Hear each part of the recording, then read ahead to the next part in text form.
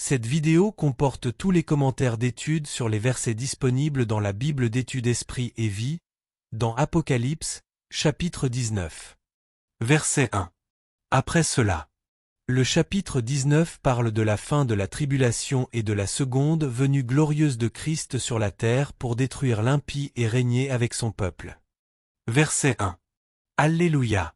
C'est la première des 4 fois où l'on trouve le mot « Alléluia » dans le Nouveau Testament, voir verset 1, versets 3 à 4 et verset 6. Il est dérivé de 2 mots hébreux, « Halal » qui signifie « louange » et « Jah » qui veut dire « Yahvé » ou « Seigneur ». Il signifie donc « louer le Seigneur ». Dans le ciel, la foule louera le Seigneur parce que Dieu aura jugé le monde et vengé ceux qui auront souffert aux mains de ce dernier et parce que Jésus-Christ reviendra sur cette terre pour y régner, verset 6 et verset 11, 20 verset 4. Il s'agira de l'Alléluia, céleste. Verset 7. Son épouse s'est préparée. D'après la chronologie du chapitre 19, avant que Christ revienne sur la terre, l'épouse, c'est-à-dire l'Église, 2 Corinthiens 11 verset 2, se trouve déjà dans le ciel. De nombreux commentateurs croient que cela indique que l'Église aura déjà été enlevée au ciel avant la venue de Christ dépeinte au verset 11 à 21, voir l'article sur l'enlèvement. 2 raisons sont évoquées.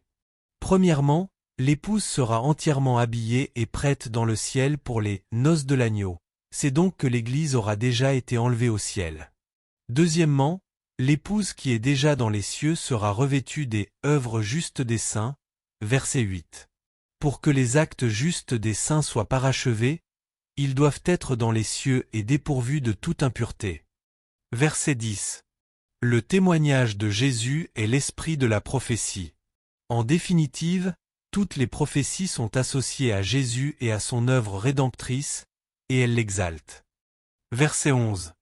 Je vis le ciel ouvert. Ce verset marque le début de la seconde venue de Christ sur la terre comme roi des rois et seigneur des seigneurs, verset 16. Il viendra des cieux en tant que messie guerrier, voir 2 Thessaloniciens 1 verset 7 à 8, pour établir la justice et la vérité, psaume 96 verset 13, juger les nations et faire la guerre au mal, voir Jean 5 verset 30. C'est l'événement que les fidèles de toutes les générations ont attendu. Verset 14. Les armées. Les armées qui reviendront avec Christ seront composées de tous les saints qui sont déjà dans le ciel, voir chapitre 17 verset 14, comme le confirmeront leurs vêtements blancs. Verset 15. Pour frapper les nations.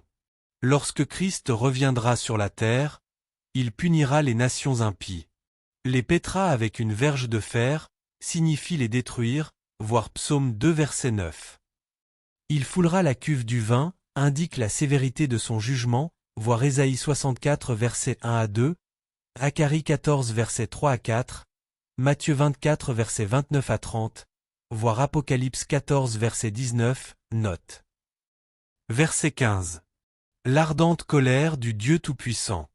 Cela nous rappelle solennellement que Dieu a horreur du péché.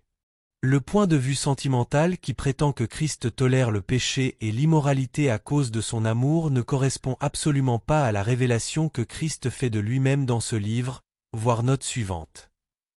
Verset 17. Le grand festin de Dieu. Il s'agit de la bataille d'Armageddon, voir chapitre 16 verset 16, note. Premièrement, la destruction des ennemis de Dieu sera si grande qu'il faudra une multitude d'oiseaux pour nettoyer le champ de bataille.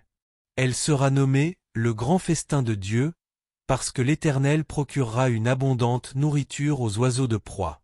Deuxièmement, c'est une scène de jugement contre la terrible cruauté et la perversité du monde. Voici d'autres prophéties qui annoncent ce redoutable événement, chapitre 14 versets 14 à 20, 16 versets 13 à 16, 17 verset 14, Jérémie 51 verset 27 à 44, Ézéchiel 39 verset 17 à 20, Joël 3 verset 9 à 16, Sophonie 3 verset 8, Zacharie 14 verset 2 à 5. Verset 19. Pour faire la guerre. Pour préparer la guerre, Dieu, par l'entremise des démons, rassemblera les nations dans le voisinage d'Armageddon, voir chapitre 16 verset 16, note, Joël 3 verset 2, Sophonie 3 verset 8, Acharie 14 verset 2 à 3.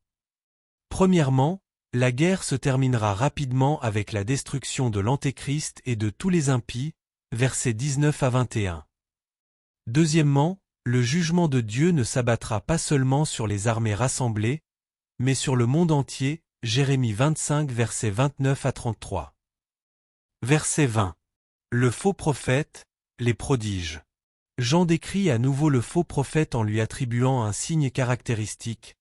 Il trompera beaucoup d'hommes en accomplissant des prodiges, voir chapitre 13 versets 13 à 15, voir 2 Thessaloniciens 2 versets 9 à 10. La conclusion est évidente. Pendant les derniers jours, ceux qui voudront persévérer dans leur fidélité à Christ et à ses commandements, voir chapitre 14 verset 12, ne devront pas baser leur évaluation de la vérité uniquement sur le succès et les miracles. Le Seigneur a lui-même lancé un avertissement solennel. Car il s'élèvera de faux Christ et de faux prophètes, ils feront de grands prodiges et des miracles, au point de séduire, s'il était possible, même les élus, Matthieu 24 verset 24, voir l'article sur la grande tribulation. Verset 21. Les autres furent tués. Dieu détruira les méchants sur toute la terre, voir Jérémie 25 verset 29 à 33.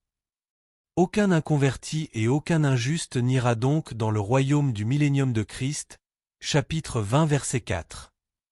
Au cours de la tribulation, l'Évangile sera proclamé par les anges du ciel à tous ceux qui vivent sur la terre. Aussi Dieu enverra-t-il à ceux qui rejetteront la vérité une puissance d'égarement, pour qu'ils croient au mensonge, afin que tous ceux qui n'ont pas cru à la vérité, mais qui ont pris plaisir à l'injustice soient condamnés, 2 Thessaloniciens 2 versets 11 à 12. Remarquez que les injustes n'hériteront pas le royaume de Dieu, 1 Corinthiens 6 versets 9 à 11, voir Galates 5 versets 19 à 21. Après le retour de Christ, ils seront séparés des justes, et auront une ruine éternelle, Matthieu 25 versets 31 à 46.